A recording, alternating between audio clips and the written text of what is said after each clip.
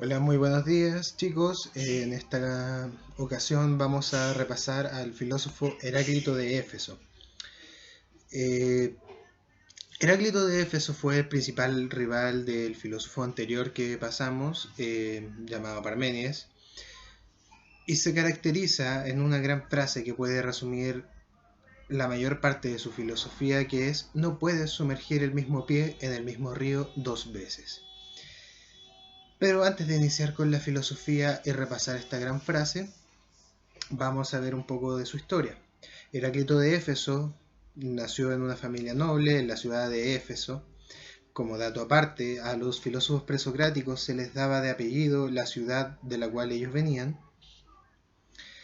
Heráclito creció y él desarrolló una enfermedad o un trastorno de personalidad llamado misantropía. Él sentía odio y repulsión por la humanidad. Esto lo motivó, ya en su juventud, acercándose más a la adultez, a recluirse en las montañas utilizando los recursos de su familia, donde se alimentaba de hierbas y lo que encontraba en el momento. Heráclito cometió un gran error, que fue creerse el hombre más sabio.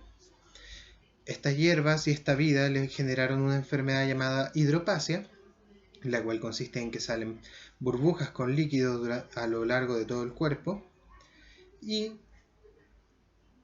al verse ya muy grave con la enfermedad, decidió bajar de vuelta a Éfeso. El motivo por el cual él decidió alejarse definitivamente de la ciudad fue que ellos, en Éfeso, el pueblo, expulsó a un amigo suyo muy cercano, y él consideró que esto fue un gran pecado y nunca los perdonó. Finalmente, cuando se acercaba a los médicos, ellos le recetaban distintos tipos de pomadas que él tenía que ponerse en la piel. A lo que Heráclito les preguntaba: ¿puedes hacer sequía de la lluvia? Como los médicos le decían que no, él refutaba diciendo: entonces, ¿por qué tú me recetas líquido para solucionar una enfermedad líquida? Finalmente el tipo decidió, decidió crear una bañera especial, la llenó de estiércol fresco, pensando que la tibiedad del estiércol lo iba a curar evaporando el líquido, pero terminó en una infección, cosa que lo terminó matando. Muy bien, entremos a su filosofía. No puedes sumergir el mismo pie en el mismo río dos veces. ¿Qué significa esta frase? Bueno, básicamente significa que una vez que tú has sumergido el pie y lo has quitado, el río ya no es el mismo. Si pudiéramos calcular de manera milimétrica el flujo del río, nos daríamos cuenta de que, para empezar, ya no es la misma agua. El agua en la que tú sumergiste el pie ya recorrió un largo camino, y el agua que estaba más cercana al mar en el río, si lo vemos en toda su extensión, ya es parte del mar y no del río. En segundo lugar, la ribera también cambiaría. A la medida de que el agua pasa, mueve tierra, mueve piedras, por lo tanto ya no es el mismo río. Pero no es solo esto, sino que también ya no es el mismo pie. De aquí viene la siguiente frase de Heráclito: todo cambia. A diferencia de Parménides, que defendía el raciocinio, y si lo vemos en una atmósfera netamente intelectual, nada debería cambiar, por el contrario, Heráclito pertenece a otra corriente que podríamos llamar empirismo, la cual se funda básicamente en decir: no existe conocimiento válido que no venga de la experiencia. Heráclito es, en términos simples, uno de los primeros grandes científicos. De hecho, él es el gran propulsor del empirismo y de la experimentación científica. El devenir está sujeto a todo. Heráclito dice: lo único que es constante es que todo va a cambiar. Este cambio no para nunca. ¿Qué es lo que cambia todo? Bueno, Heráclito dice que es la guerra. Uno de sus fragmentos, Heráclito expresa: la guerra es el padre de todas las cosas. Para los griegos, el ser el padre no implica el generador. No es que la guerra cree las cosas, sino que en cambio la guerra es la que se encarga de modificar las cosas. Heráclito dice que todo el universo es una lucha constante entre dos fuerzas opuestas. Ninguna puede ganar, ninguna puede perder. Si una toma espacio, la otra retrocede para luego volver a tomar el espacio que perdió. Del mismo modo, podemos pensarlo. El día y la noche, el frío y el calor, la vida y la muerte. A medida de que aumenta la muerte, también van naciendo nuevas personas. Esta regla va cambiando en cada momento. La lucha es constante, por lo tanto no debe existir nunca algo parejo. Por eso es que Heráclito defiende que todo cambia. La importancia de Heráclito luego la veremos con Platón, pero el hecho es radical. Heráclito tenía la razón por sobre Parménides. Él observa el mundo. Y de ahí viene la siguiente frase que hay que defender. No me escuchen a mí, escuchen al Logos. Esta frase es importantísima porque es la primera que pone en cuestión, por primera vez, valga la redundancia, la filosofía. Él dice, ¿de qué sirve escuchar al resto de los hombres? Son iguales a ti. ¿Por qué ellos tendrían la verdad? En cambio, si es que existe una verdad, debería ser capaz de descubrirse. El problema es que esta verdad está escondida detrás del cambio. Como todo cambia, tú nunca puedes llegar a saber la verdad. Y en base a esta polémica es que nosotros nos movemos en una actitud filosófica. Si Parménides nos regala el concepto de verdad, nos regala el concepto de certeza, Heráclito nos da todo lo contrario, nos regala la ambigüedad, nos regala la posibilidad de error. Además, por primera vez, vemos un aire independista de las concepciones teológicas. A diferencia de Parménides, que su maestro había sido Genófanes de Colofón, el primer defensor del monoteísmo, Heráclito no se siente inclinado por aceptar las costumbres religiosas.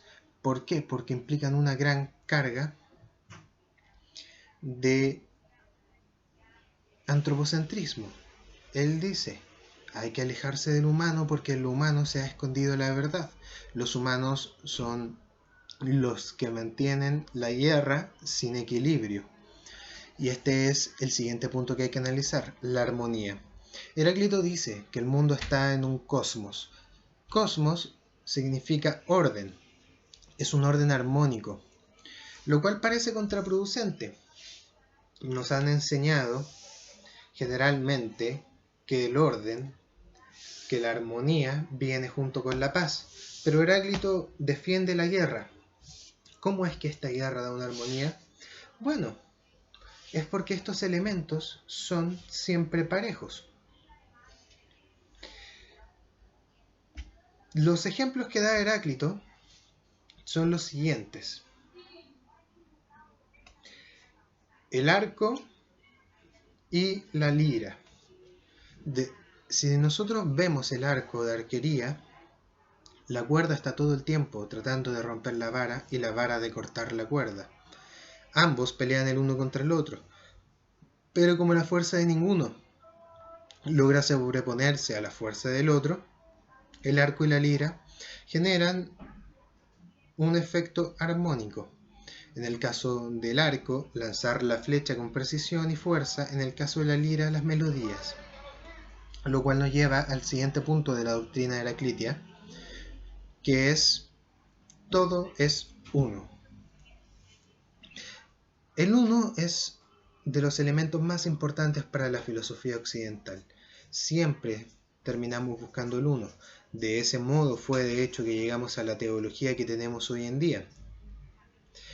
¿Qué se refiere Heráclito con todo es uno? Si bien estos elementos están en constante pugna, entre ellos coexisten de manera ordenada y armónica, como ya habíamos visto, y se convierten en una sola cosa. No es que el arco sea una varilla y un hilo o una cuerda, sino que es un arco. No es que exista días de la semana, no es que exista el día y la noche, sino que el día y la noche en una secuencia son uno solo. En nuestro idioma serían un día.